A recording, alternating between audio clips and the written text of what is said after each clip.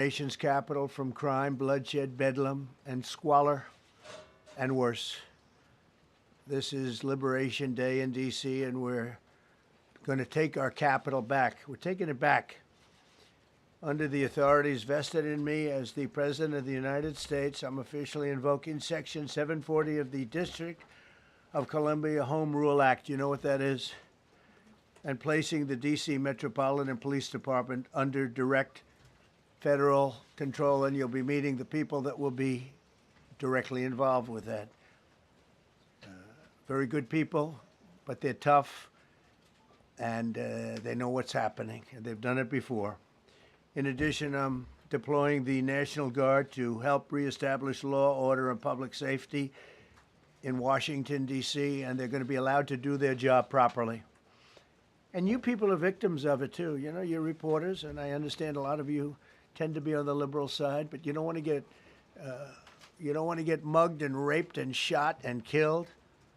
And you all know people and friends of yours that happened. And so you can be anything you want, but you want to have safety in the streets. You want to be able to leave your apartment or your house where you live and feel safe and go into a store to buy a newspaper or buy something. And you don't have that now. The murder rate in Washington today is higher than that of Bogota, Colombia, Mexico City, some of the places that you hear about as being the worst places on earth. Much higher. This is much higher. The number of car thefts has doubled over the past 5 years, and the number of carjackings has more than tripled. Murders in 2023 reached the highest rate probably ever. They say 25 years, but they don't know what that means because it just goes back 25 years. Can't be worse. Our capital city has been overtaken by violent gangs and bloodthirsty criminals, roving mobs of wild youth, drugged out maniacs and homeless people. And we're not going to let it happen anymore. We're not going to take it. Just like we did on our southern border. Nobody comes through our southern border anymore. 3 months in a row, we had zero. I don't know if that's right, but the people that do the work, it's a very liberal group of people, actually, and they actually said zero for the last 3 months. Nobody thought a thing like that was possible. And, you know, when you take a look at numbers, I just saw some charts. These are different cities throughout the world. Red is, okay, the red is a place called Washington, D.C. Look at these. Baghdad we doubled up on Baghdad. Panama City, Brasilia, San Jose, Costa Rica, Bogota, Colombia, heavy drugs. Mexico City, I mentioned, Lima, Peru, all double and triple what they are. So do you want to live in places like that? I don't think so. I don't think so. And I think the people in this room, if you wrote correctly, you'd see, look at the kind of numbers we have. D.C., 41 per 100,000, number one that we can find anywhere in the world. Other cities are pretty bad, but they're not as bad as that. Is that where you want to live? The reporters of the world? Juvenile offenders and crimes against persons, as they say. It's getting worse. Not getting better, it's getting worse. And we had a recent indication. There was a story about a man who was just left. He quit because he was asked to do phony numbers on crime. And we're going to look into that. I think Pam is going to be looking into that. But he was asked by the city, I guess, that we don't want to show the real numbers. Let me do numbers so it looks like it's going down. Not going down. And under Biden, it was a disaster. And nobody did anything about it. We're going to do things about it like you wouldn't believe. Every American has a constitutional right to be able to access and petition their government in safety, and countless federal officials and employees likewise have the right to carry out their jobs in peace without being shot. As you know, I lost a very good person a while ago, was shot waiting for his wife. He was in the car. They robbed his car. They shot him. They killed him like it was nothing to it. She was walking to the car. It's a horror show. This issue directly impacts the functioning of the federal government and is a threat to America, really. It's a threat to our country. We have other cities also that are bad, very bad. You look at Chicago, how bad it is. You look at Los Angeles, how bad it is. We have other cities that are very bad. New York has a problem. And then you have, of course, Baltimore and Oakland. We don't even mention that anymore. They're so far gone. We're not going to let it happen. We're not going to lose our cities over this. And this will go further. We're starting very strongly with D.C., and we're going to clean it up real quick, very quickly, as they say. Days ago, a former member of the DOJ staff was savagely beaten by a band of roving thugs after defending a young woman from an attempted carjacking. He was left dripping in blood. He thought he was dead with a broken nose and concussion. Can't believe that he's alive. He can't believe it. In June, a 21-year-old congressional intern was tragically killed after being hit by a stray bullet in a drive-by shooting. A former Trump administration official named Mike Gill, fantastic person, was murdered last year in cold blood in a carjacking blocks away from the White House. We all knew him. Great person. Waiting for his wife as she was walking to the car. A Democrat congressman was also carjacked at gunpoint not far from the Capitol. And in 2023, an aide to Senator Rand Paul was stabbed in the chest and head by a demented lunatic as he walked down the street, just absolutely for no reason.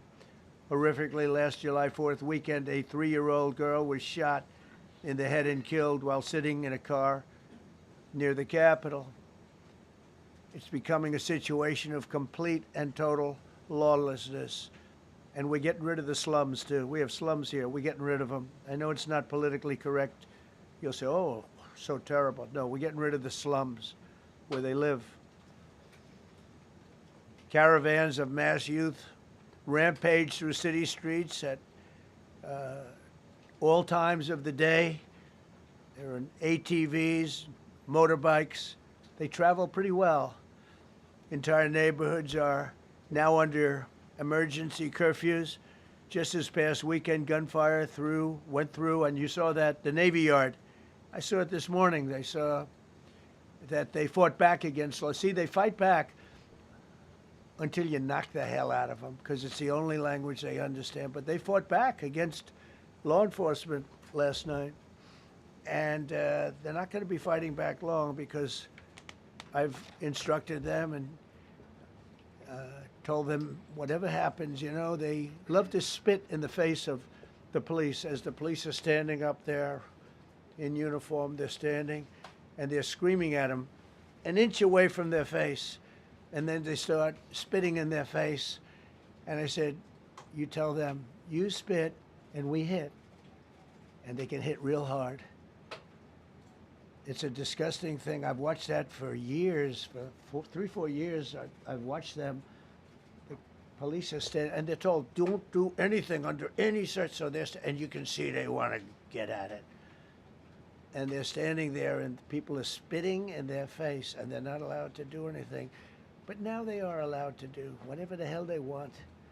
This dire public safety crisis stems directly from the abject failures of the city's local leadership. The radical left city council adopted no cash bail. By the way, every place in the country where you have no cash bail is a disaster. That's what started the problem in New York, and they don't change it. They don't want to change it. That's what started it in Chicago. I mean, bad politicians started it, bad leadership started it, but that was the one thing that's central, no cash bail. Somebody murders somebody and they're out on no cash bail before the day is out. We're going to end that in Chicago. We're going to change the statute. I spoke with Pam and Todd and everybody. We're going to change the statute, and I'm going to have to get the Republicans to vote because the Democrats are weak on crime, totally weak on crime. They don't know why. They want to stop because they get mugged too.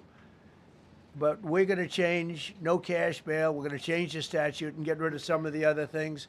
And we'll count on the Republicans in Congress and Senate to vote. We have the majority, so we'll vote. We don't have a big majority, but we've gotten everything, including the great, big, beautiful bill.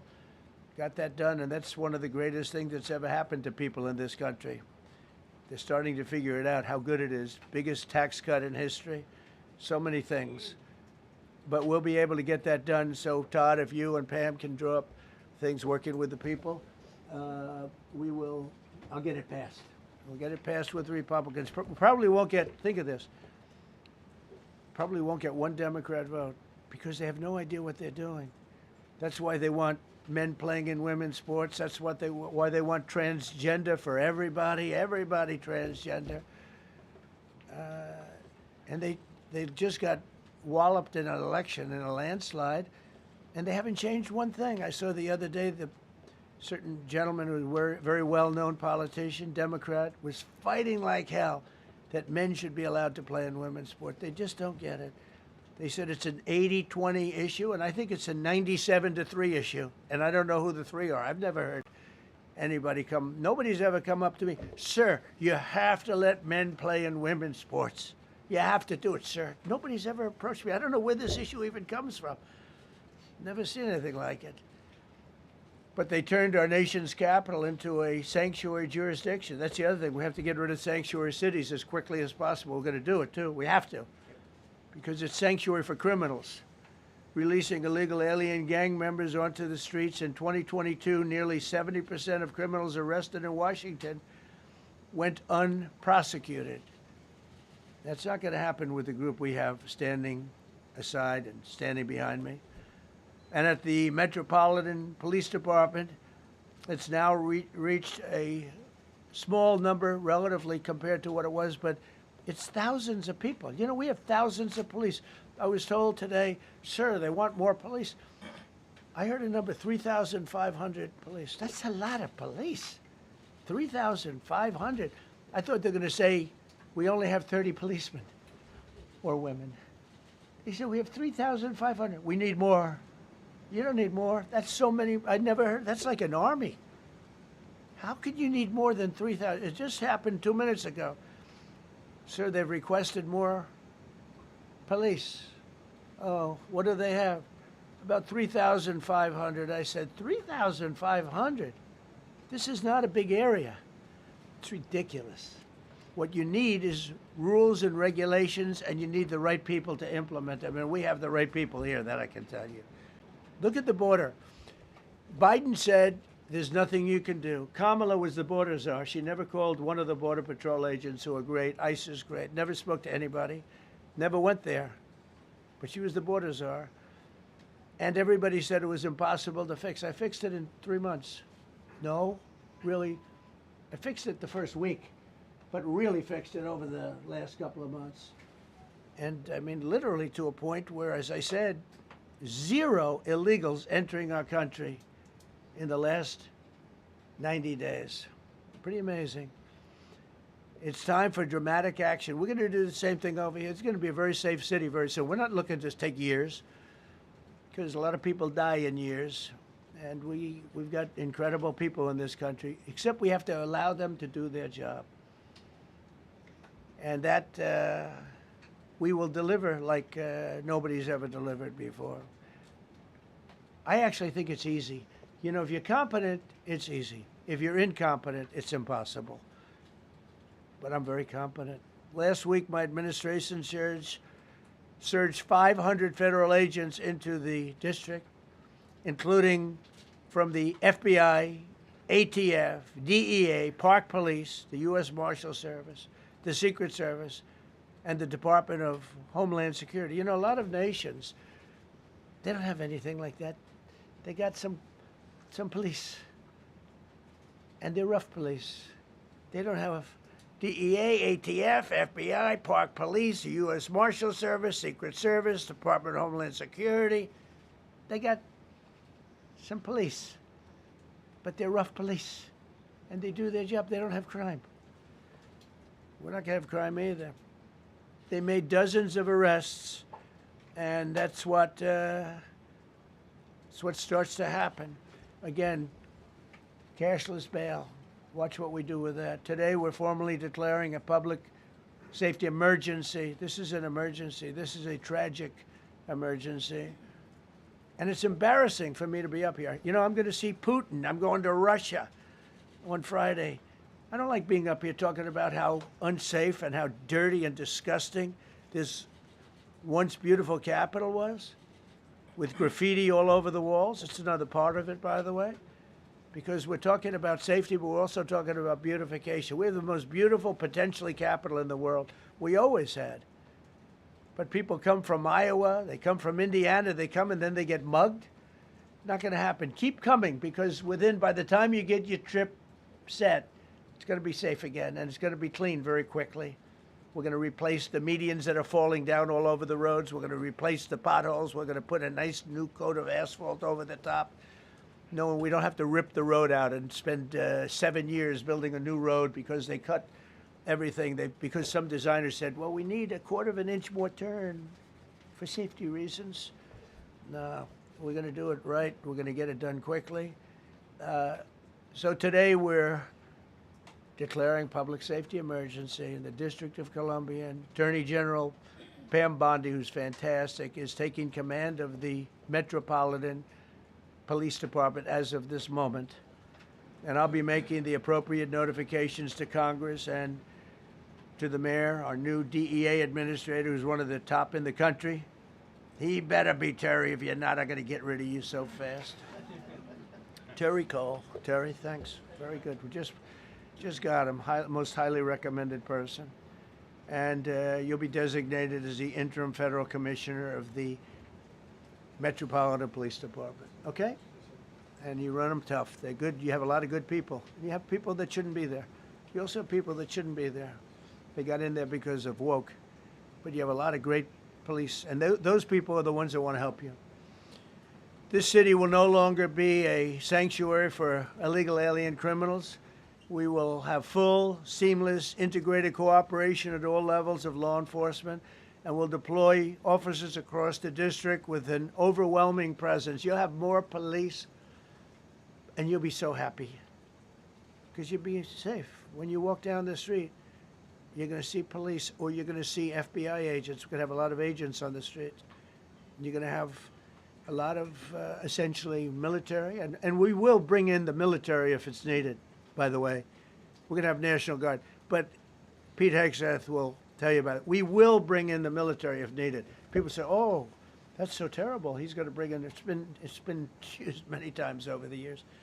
I don't think we'll need it. I think we've got so many great people, including the people that are in the police department with proper leadership.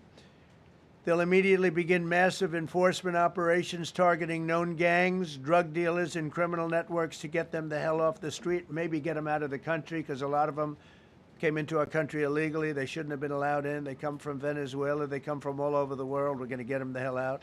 They won't be here long.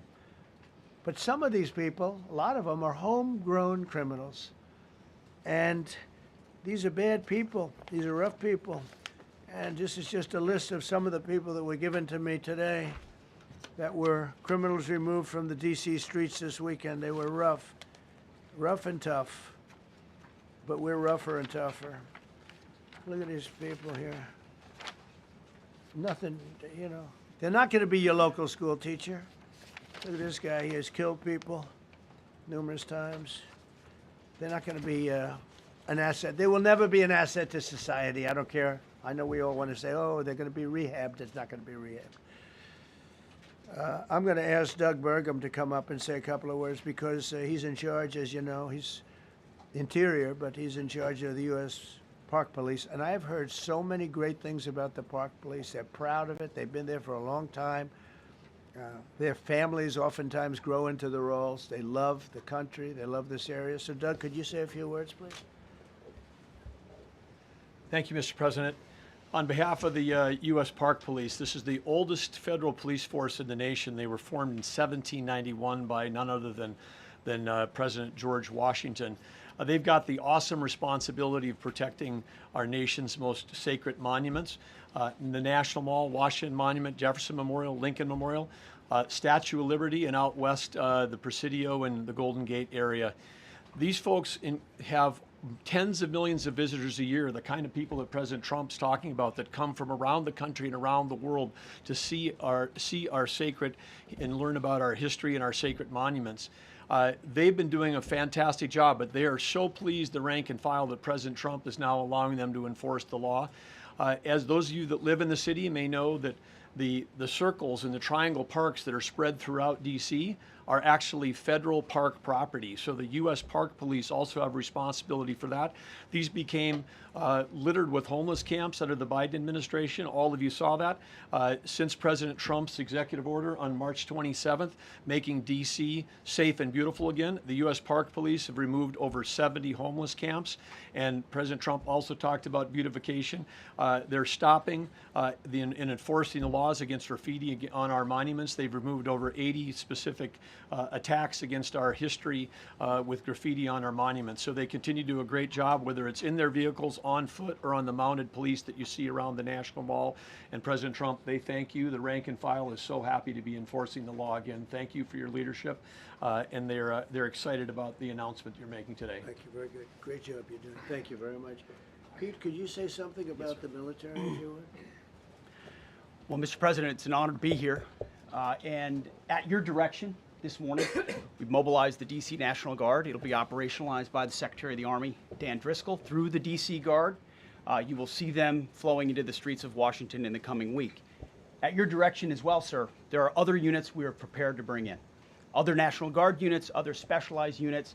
They will be strong, they will be tough, and they will stand with their law enforcement partners. This is nothing new for DOD.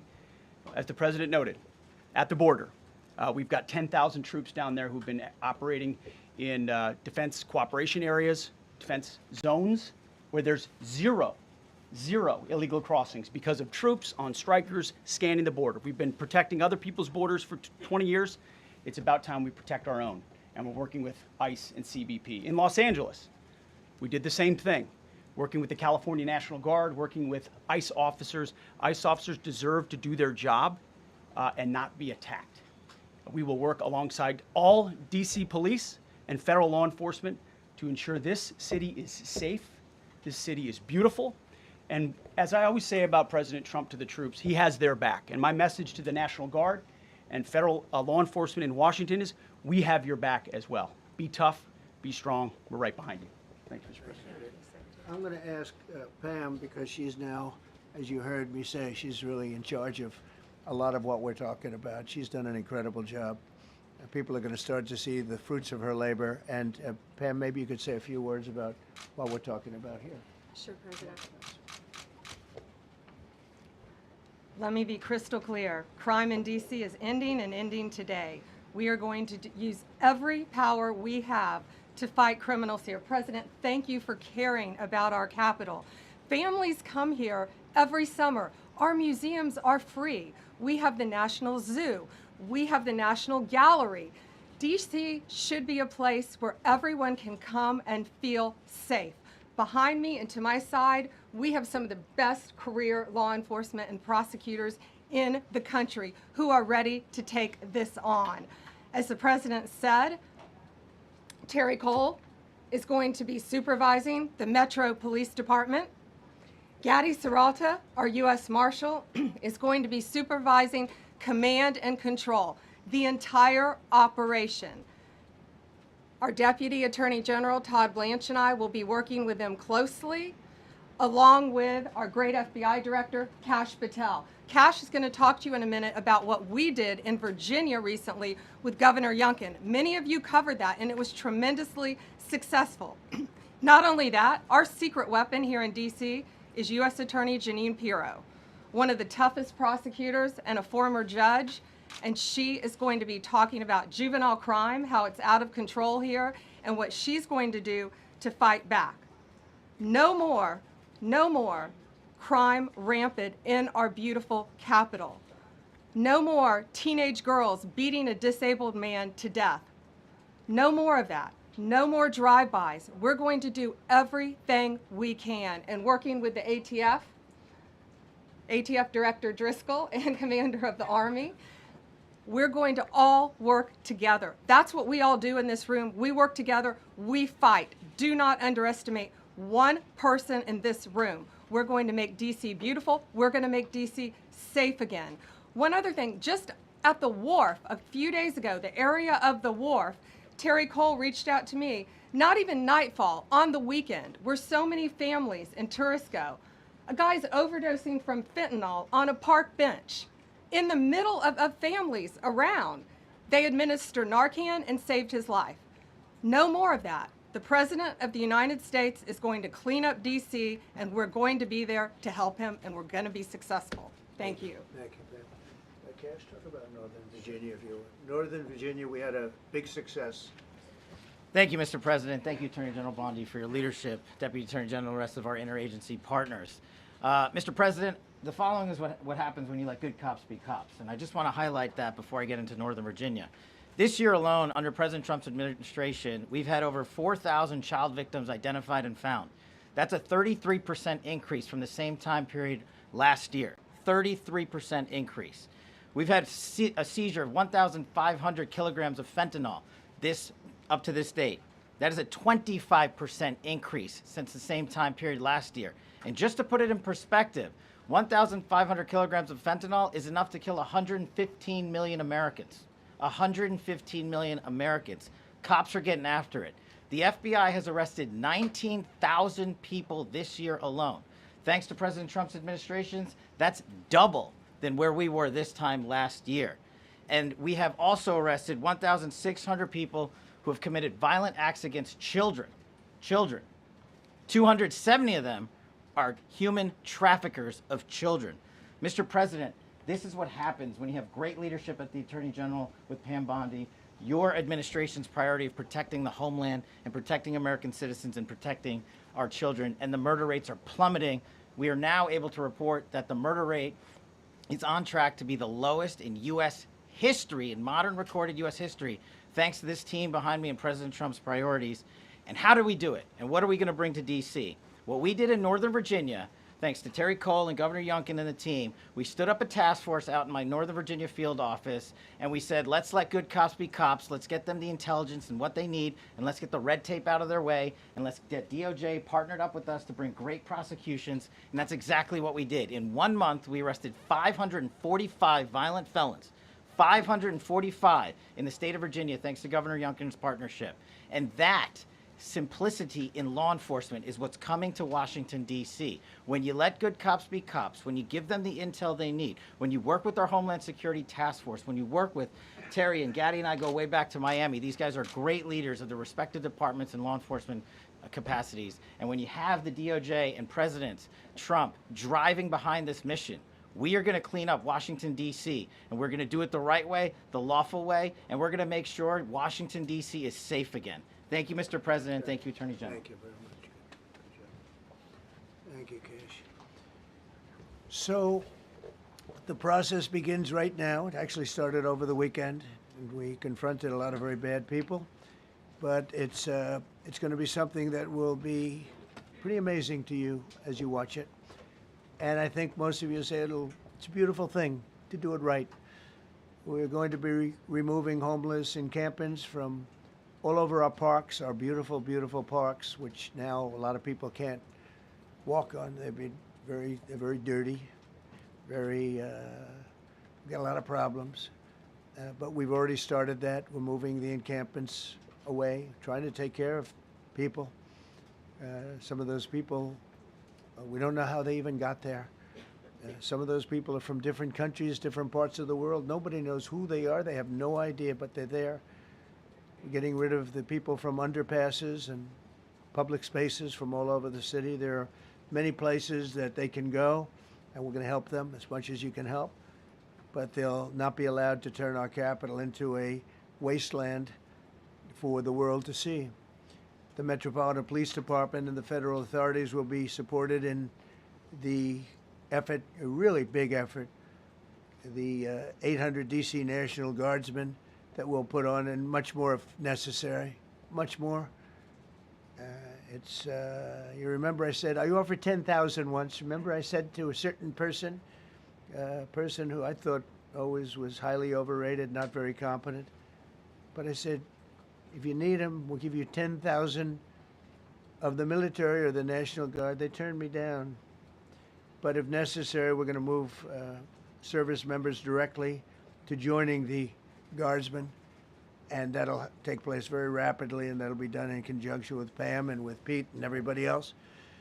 Washington, D.C. should be one of the safest, cleanest, and most beautiful cities anywhere in the world, and we're going to make it that. We're going to make it safe. We're going to make it smart.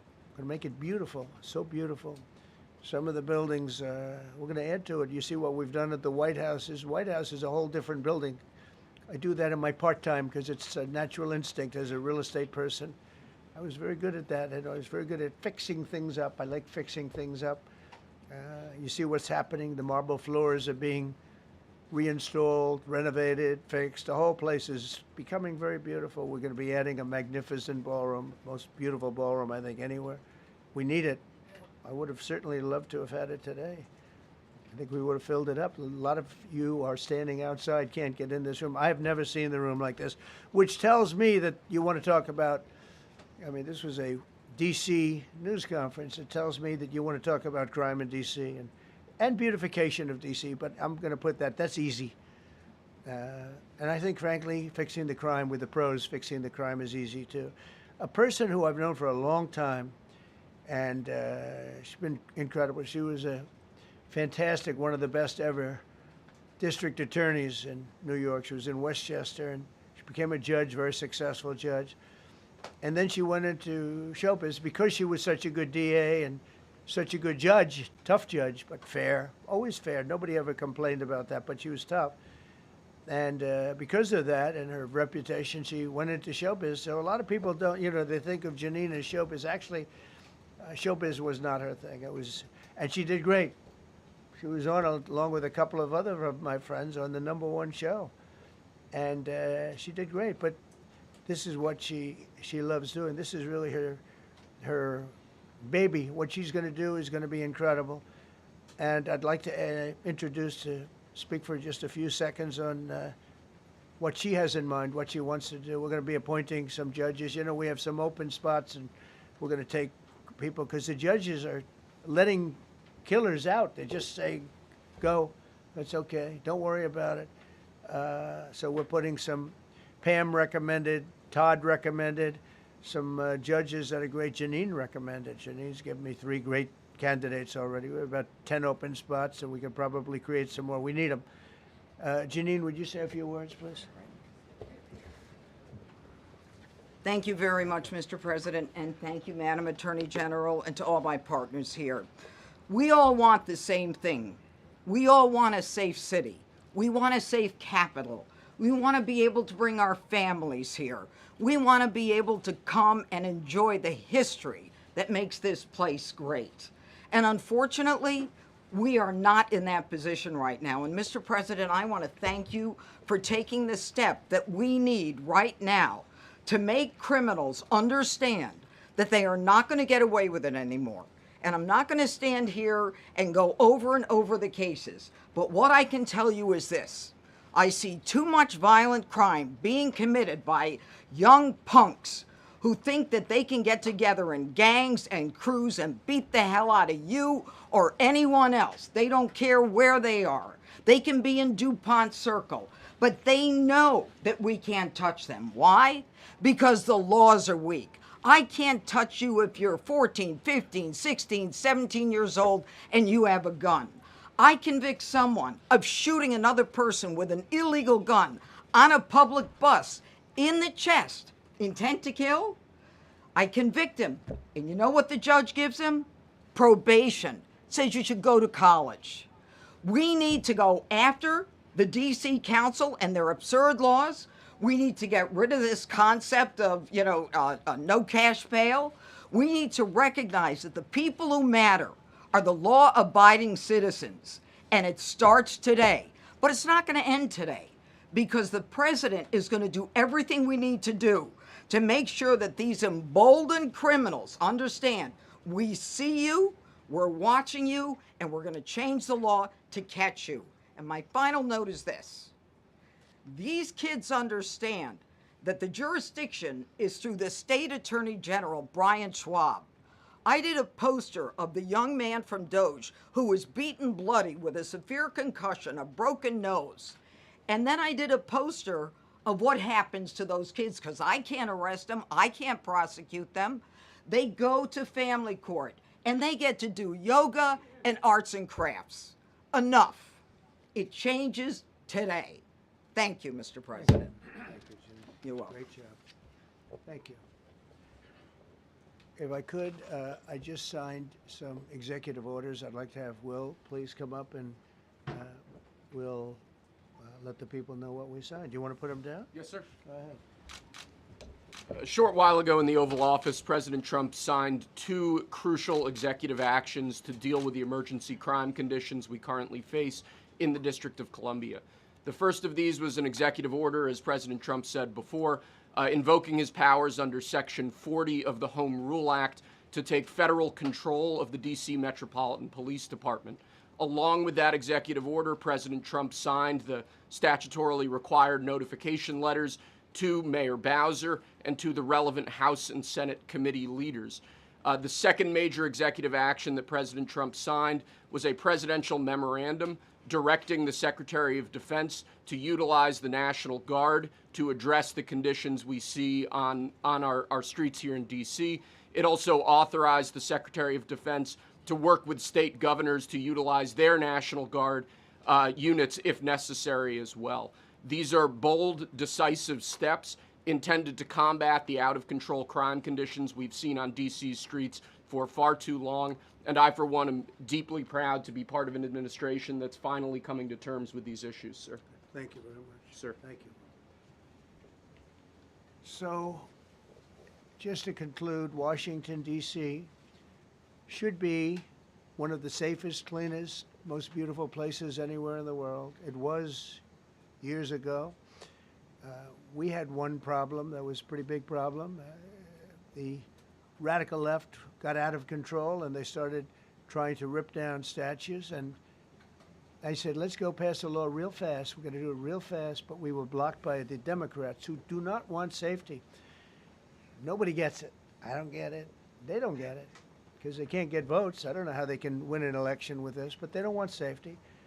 And I found an old statute, very old, early 1900s, that said if you so much as touch or even think about destroying a statue or a monument in Washington, D.C., you go to jail for 10 years with no probation, no anything. In other words, slightly different than we have today. Today we have cashless bail. Today you get jailed 10 years. No curtailed sentence, 10 years. And we took it out. Nobody used it. It was never used because, you know, it's harsh. And you remember they started to rip down the statue of Abraham Lincoln. I said, that's a tough one to rip down. He was pretty good, Pam. I think he was pretty good. When the ropes started going around Abraham Lincoln to pull him down, Andrew Jackson, others, and they were heading to the Jefferson Memorial, Thomas Jefferson. They're going to do a big number there. I said, it's time. And I signed that statute immediately. We had it updated. We made it use the same language, all passed by Congress.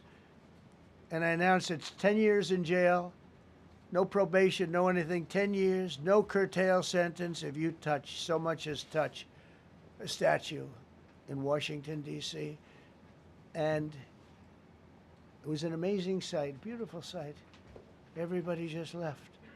The ropes were hanging around Andrew Jackson, and there were 2 ropes around Abraham Lincoln. They left the rope, but everybody just left. And that was the last problem we ever had. You know, that was the last problem that we ever had with the statues. They were going wild, and somebody came to me and said, sir, in 1910, I don't want to give you an exact because you'll say, Donald Trump gave us wrong dates around like early on.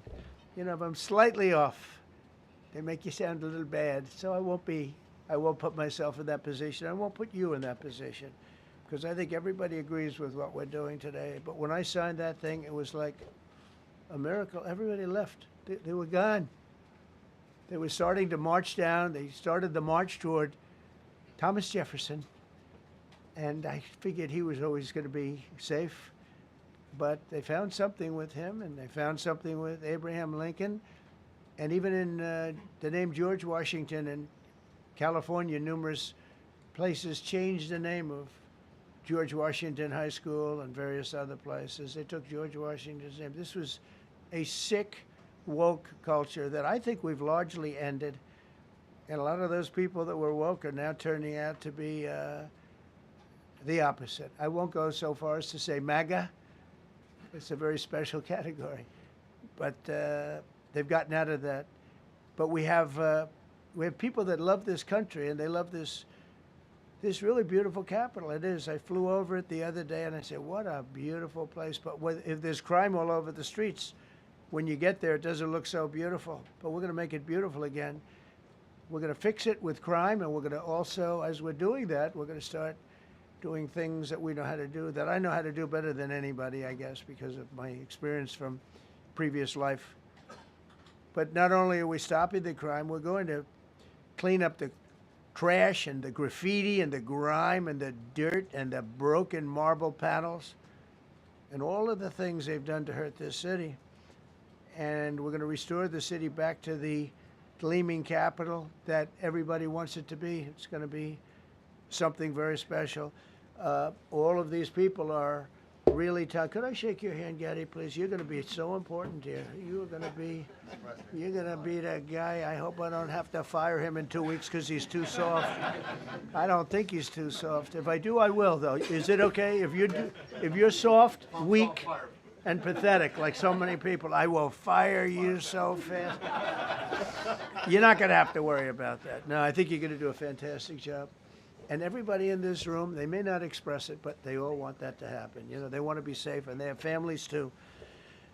So it's an honor to have such a large group. I've done this for years now, hard to believe. I've never seen this room so packed. In fact, I'm sure it's a violation of every fire code. But we'll let you stay anyway. You're taking a chance. And with that, we'll say, maybe if you could, oh, wow. We could be here all day long. If we could keep the first questions, perhaps, to this subject, and then we'll go on to a few others. Please. Mr. President, thank you so much. Can you talk about how personal of an issue this is? You talked about flying over the Washington Monument and seeing the pride of what D.C. is, and do you believe that the status of the city, the cleanliness, the way that crime is low, is a direct reflection on how the country is run? Yeah, I do. I think the Capitol, look, everyone comes here. They're all coming. All the leaders, they're all wanting to come. And I say it, I've said it again, but I'm really just quoting other leaders from NATO, from the Middle East, King of Saudi Arabia, Qatar, UAE. I was over there. We brought back $5.1 trillion of investment into our country. But I was, a month and a half ago, I was at NATO. We had a great thing. They agreed to put up 5% instead of 2%. 2% they didn't pay, 5% is already paid. We had a great meeting, and they all said the same thing. They said our country was dead. They thought our country was gone. 1 year ago, they said your country was dead. And now you have the hottest country anywhere in the world. We do. We have the hottest country in the world right now. The tariffs have helped. It's given us not only the money, it's billions, trillions of dollars of money, but it gives us great power over enemies. We solved 5 wars with Pakistan and India. We just solved one. Azerbaijan and, as you know, and Armenia. A war was raging for 37 years. And the 2 leaders got up and they said, we never thought this would be solved. Russia tried to solve it. They all tried to solve it. It was a very tough situation, but we got it done and got it done. And I said to the 2 men, I said, are you guys friends? And they had a hard time. You know, they've been killing each other for 37 years, right? One was there 5 years, one was there for 22 years. He said, my whole life I've been fighting this war, and you got it solved. But we did many of those. We did in the Congo and Rwanda. That's been going on for 30 years. 8 to 9 million people killed that they know of, but it was raging, and we got that solved. We got a lot of them done. It's a great honor. But you want to have when they come, the leaders come to our country to sign documents that the war is over or whatever, or for other reasons. They come for trade. And you want them to come through so beautifully. You ride down those roads, everything should be perfect. You shouldn't have medians falling down into the roadway. Median, you know, the metal things that are always, somebody had a great lobbyist, because I've never seen them look good. I've been looking at those things with the little, right? They're always broken and bad, but here they're really bad. And we're going to either put new or fix it, and it's not expensive. It's not really expensive. And we're going to fix our roads a little bit. We're going to clean up our sidewalks. You have countries where every Saturday the people go out and they wash their sidewalks in front of their stores or their houses. They scrub their sidewalks. So we aren't quite at that level yet. I don't think, Gaddy, we're not quite there yet, but maybe we will. They go out and they scrub. I think it's so beautiful to hear that and to see those stories. But we're going to make it clean. But just to finish with your question, it's a very, very strong reflection of our country. And when they see a bad city, you know, my father always used to tell me, I had a wonderful father, very smart, and he used to say, son, when you walk into a restaurant and you see a dirty front door, don't go in, because if the front door is dirty, the kitchen's dirty also. Same thing with the Capitol. If our Capitol's dirty, our whole country is dirty, and they don't respect us. So it's a very good question, actually. Mr. President, sorry. Question for you on the specific issue. Do you expect more cities to follow DC's path if this goes through? So the idea is that Chicago, LA, San Francisco, would they expect similar action to what we've seen in DC? And the other question, sir, there's reporting that the administration is going to reclassify marijuana. Would that send mixed messages that if marijuana is okay, some drugs are okay, but we're trying to clean up crime? How do they go hand in hand? We're only looking at that. That's early, but you know, somebody reported it, which is fine. We're looking at it. Some people like it. Some people hate it. Some people hate the whole concept of marijuana because if it does bad for the children, it does bad for people that are older than children. But we're looking at reclassification, and we'll make a determination over the next, I would say, over the next few weeks.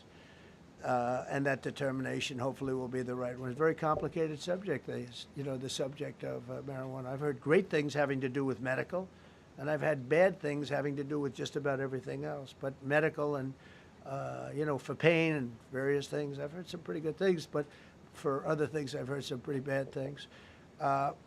The other part of your question, I mean, we're just going to see what happens with it all. You're going to have, we're going to have a tremendous success in what we're doing. Other cities are hopefully watching this. They're all watching, just like everyone's watching here.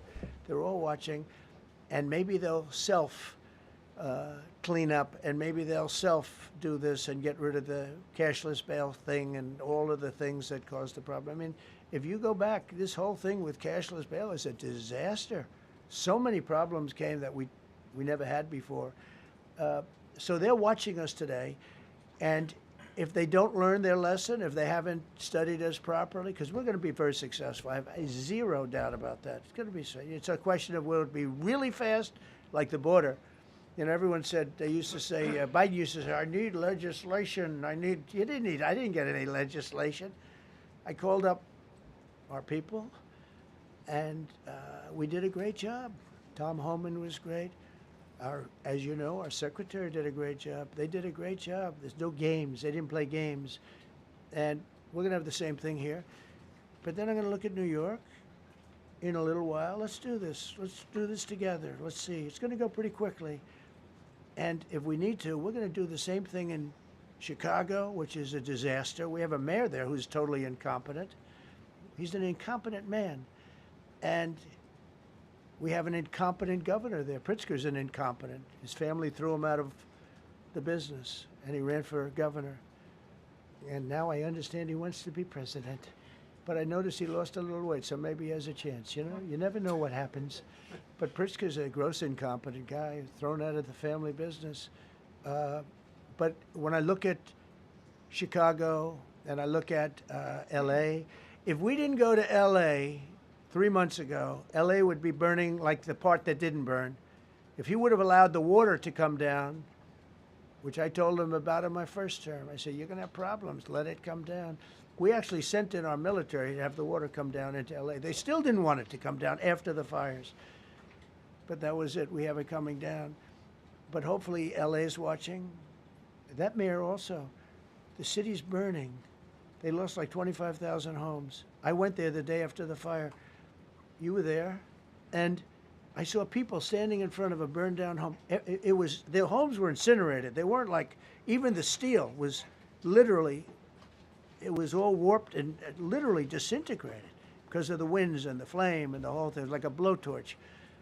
They were standing on this beautiful day, maybe a couple of days after. We gave it a little time because what they had suffered. Almost 25,000 homes. And you see what's happening now.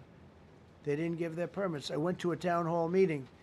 I said, we're going to get you the federal permits, which are much harder.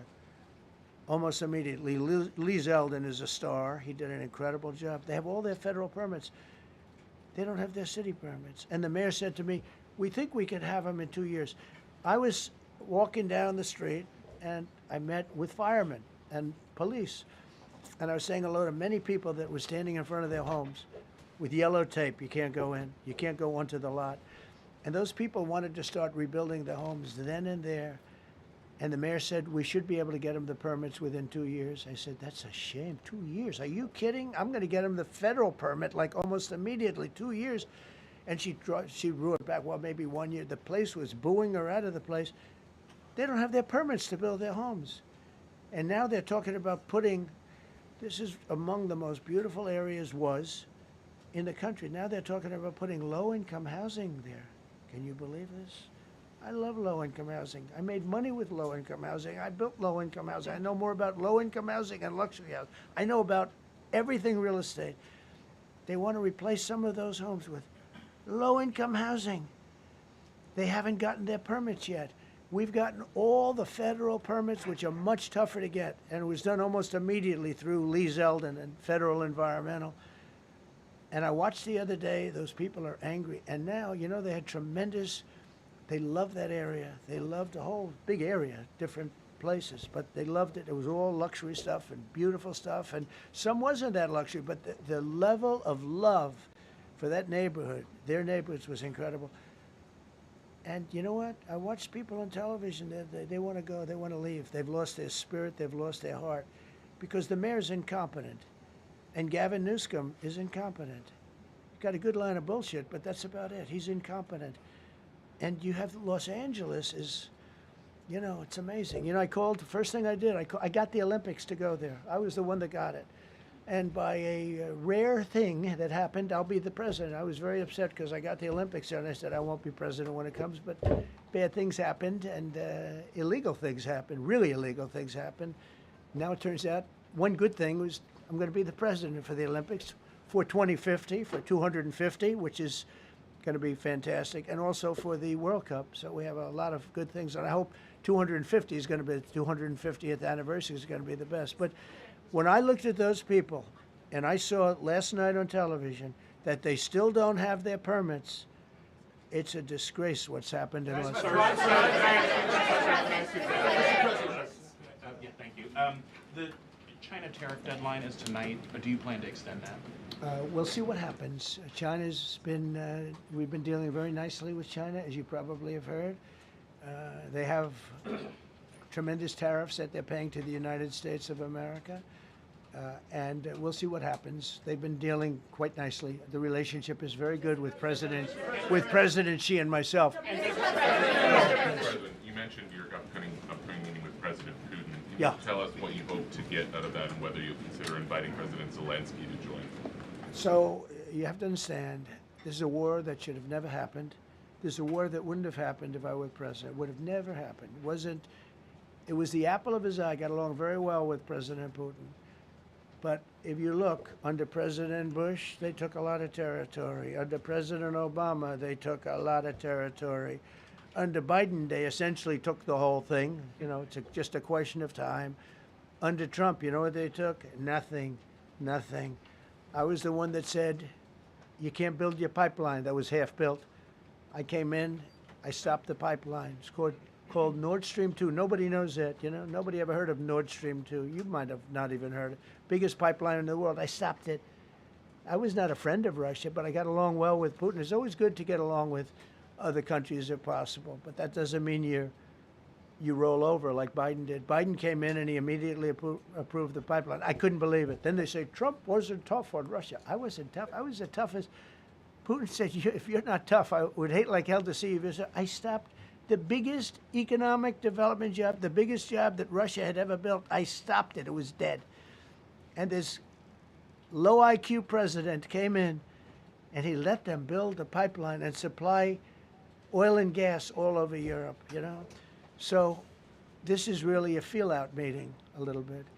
And President Putin invited me to get involved. He wants to get involved. I believe he wants to get it over with. Now, I've said that a few times, and I've been disappointed because I'd have like a great call with him, and then missiles would be lobbed into Kiev or some other place, and you'd have 60 people laying on a road dying.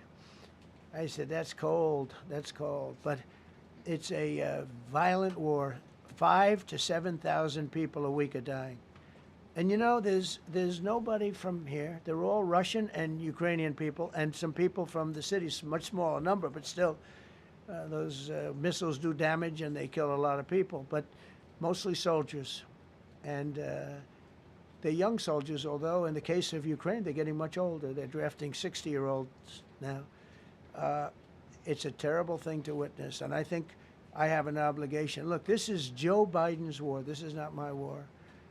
I made a deal with NATO a month ago. You covered it very accurately, actually. We don't pay anything anymore. You know, we're not paying anything. They are buying things from us, and NATO is paying us. I got it raised from 2% of GDP to 5%. And they're paying us for everything that we send. We're not paying. But Biden approved $350 billion. Europe has spent $100 billion. The money that's been spent and the death is incredible. It's the worst thing that's happened, by far the worst that's happened since World War II.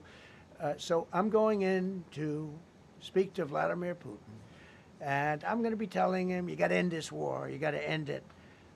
And he wasn't going to mess with me. This war would have never happened. You know, we had a discussion about it one time, and we never had that discussion again. Would have never happened. And when the election was rigged, and then Biden took office, which was barely took office. The auto pen took office. Bad things started happening. Bad things, stupid things were said. And it ended up in a war. And you know, and I don't believe this will happen anymore because I have that pretty well covered.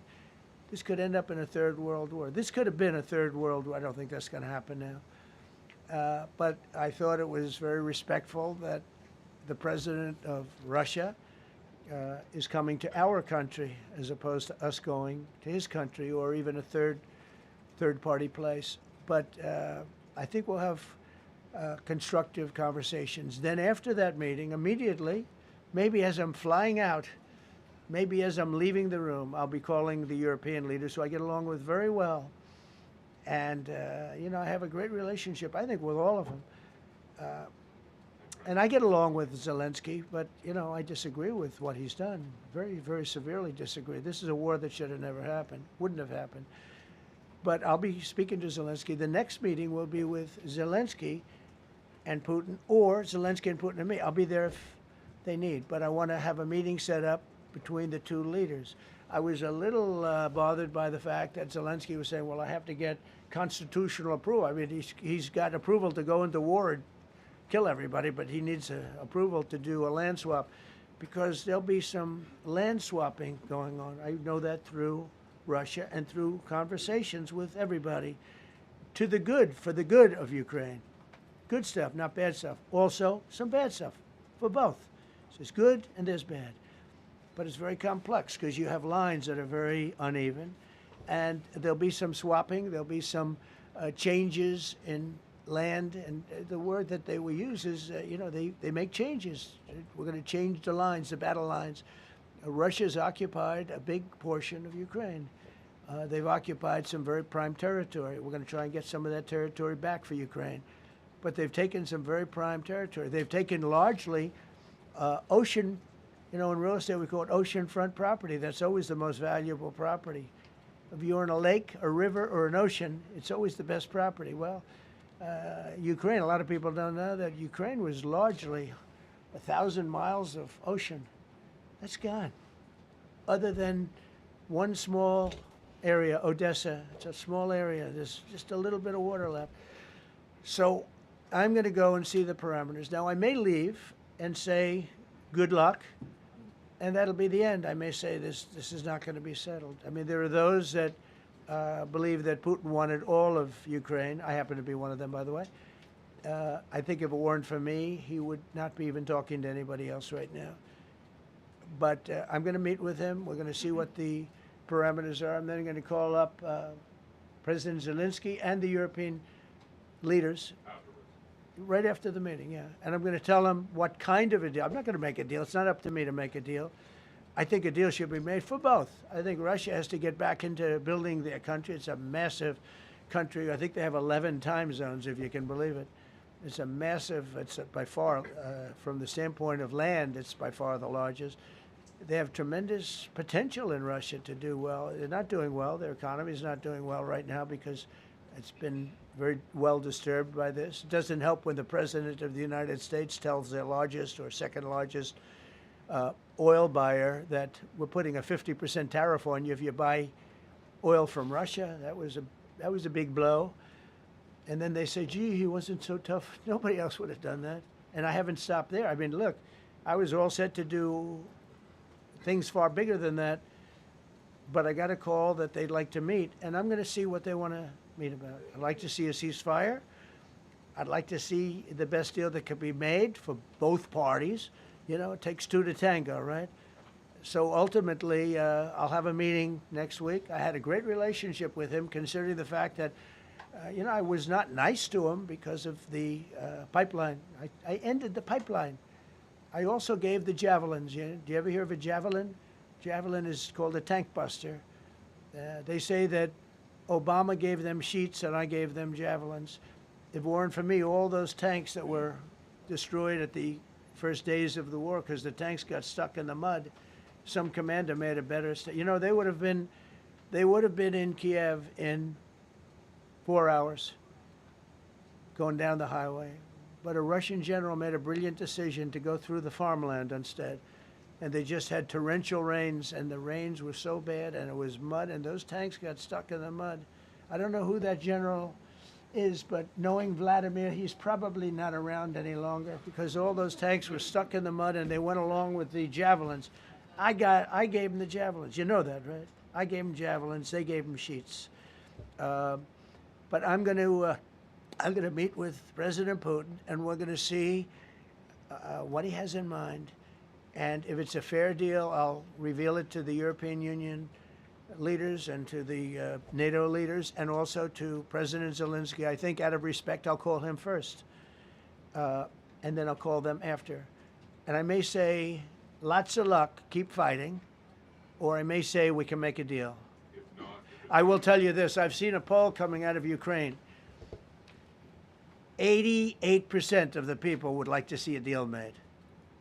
And if you go back 3 years, everybody was gung-ho for war. You know, everybody's gung-ho for war until you have it.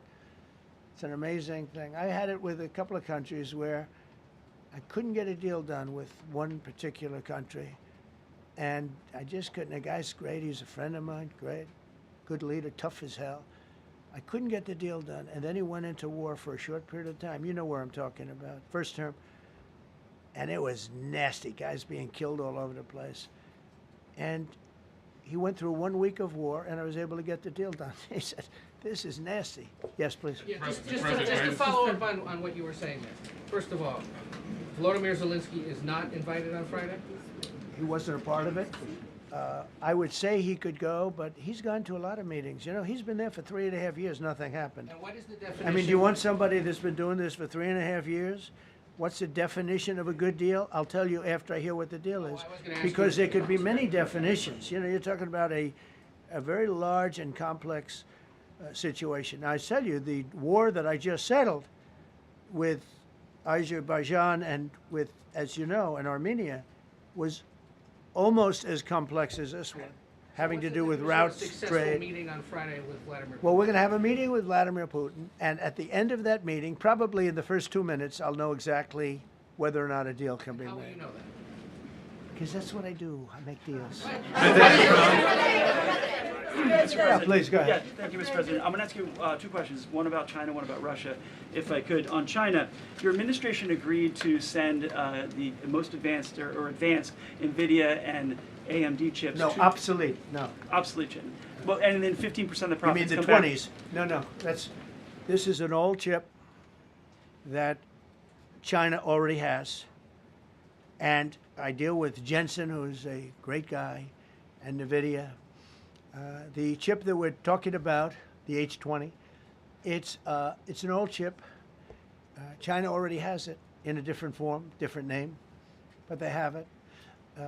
Or they have a combination of two will make up for it and even then some. Now Jensen's a very brilliant guy, and Jensen also has a new chip, the Blackwell. Do you know what the Blackwell is? The Blackwell is super duper advanced. I wouldn't make a deal with that, although it's possible I'd make a deal, a somewhat enhanced in a negative way Blackwell. In other words, take 30% to 50% off of it.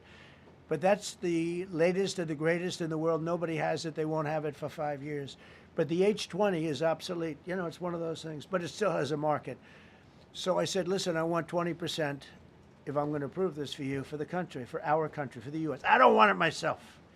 You know, every time I say like 747, I want, yeah, for the Air Force. So I just wanted, so when I say I want 20, I want for the country. I only care about the country. I don't care about myself. And he said, would you make it 15? So we negotiated a little deal.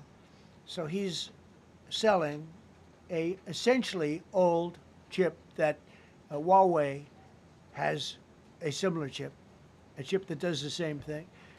And I said, good, if I'm going to give it to you, because they have a, they have a stopper, what we call a stopper, not allowed to do it. It's really known as a restrictive covenant.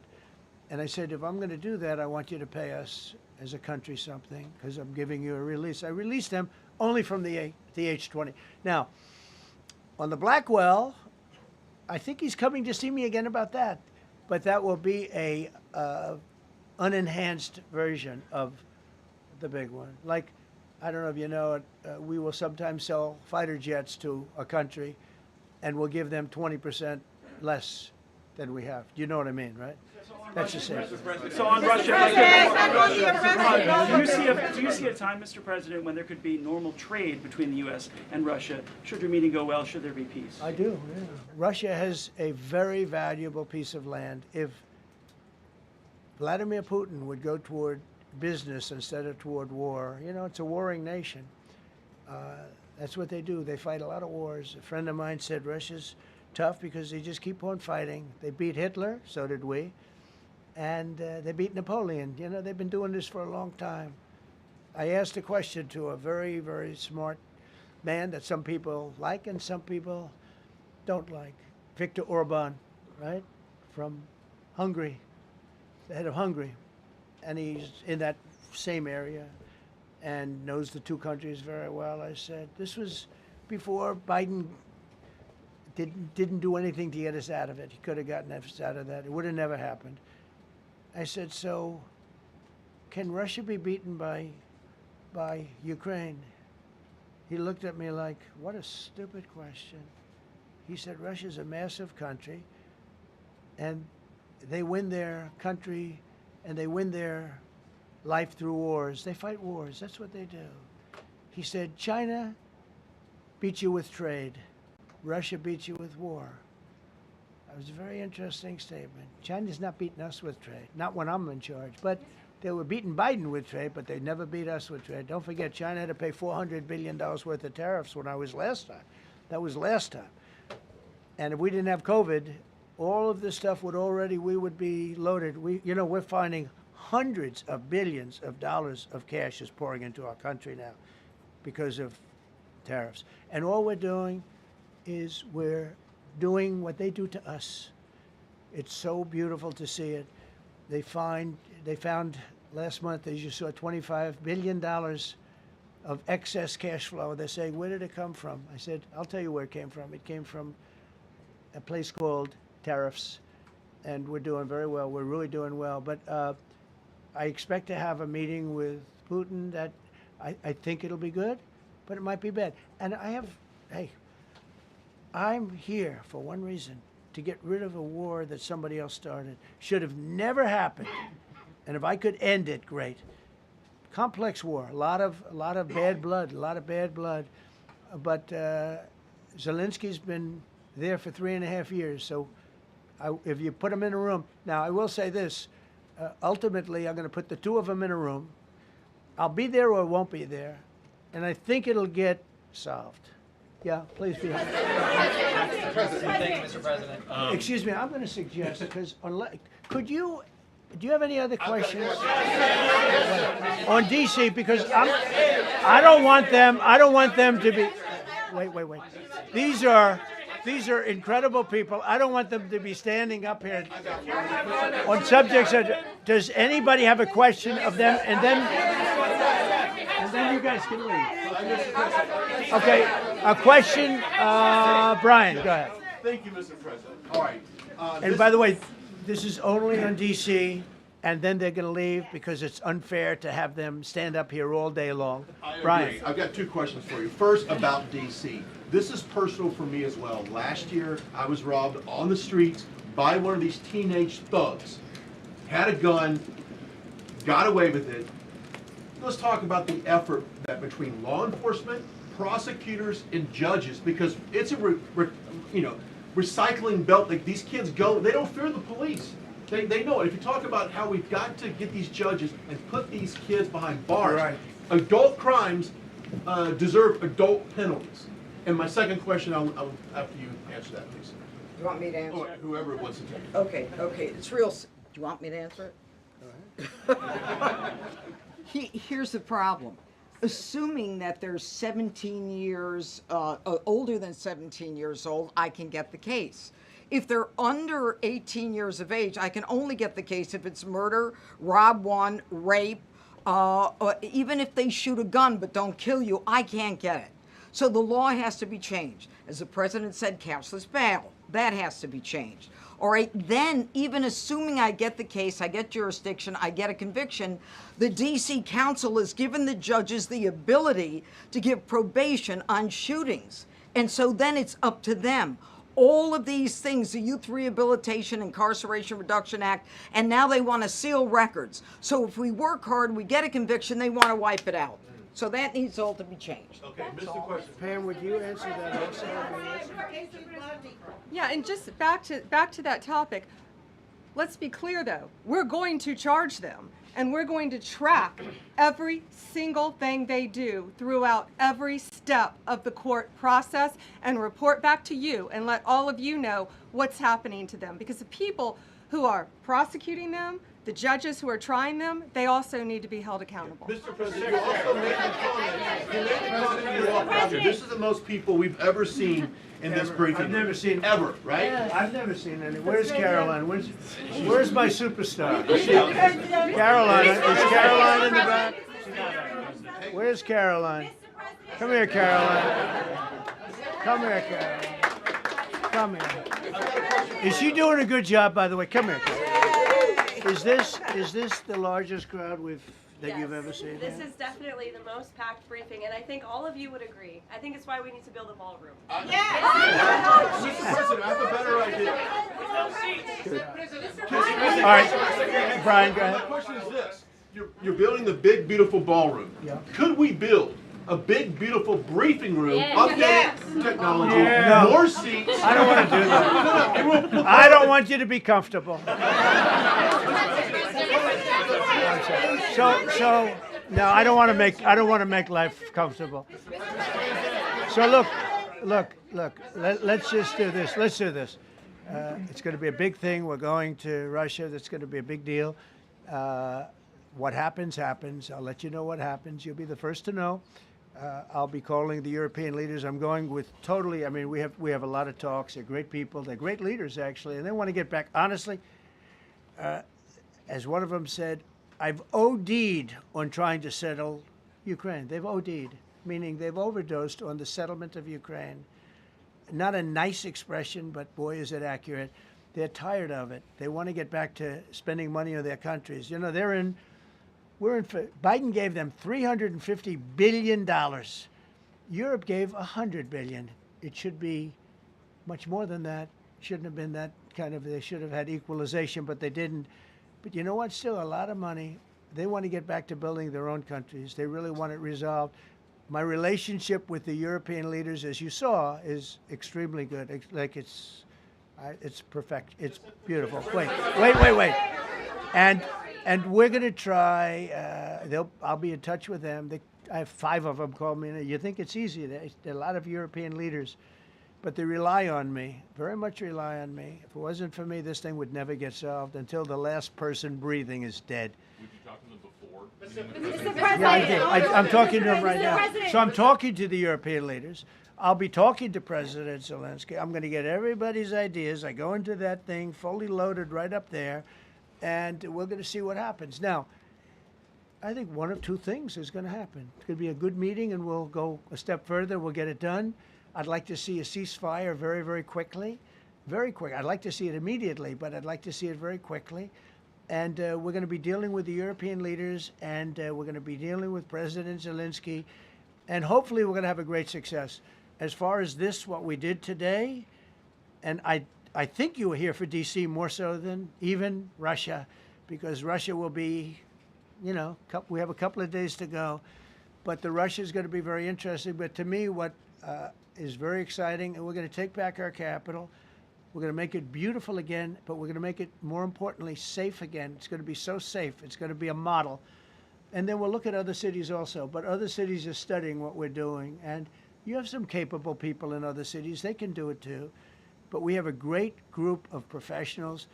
We're going to have a safe, beautiful capital, and it's going to happen very quickly. Thank you all. Thank you all very much.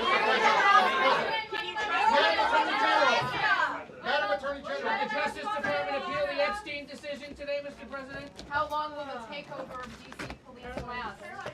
We'll see you guys tomorrow. We'll have another briefing. We'll see the National Guard on their streets. All of them.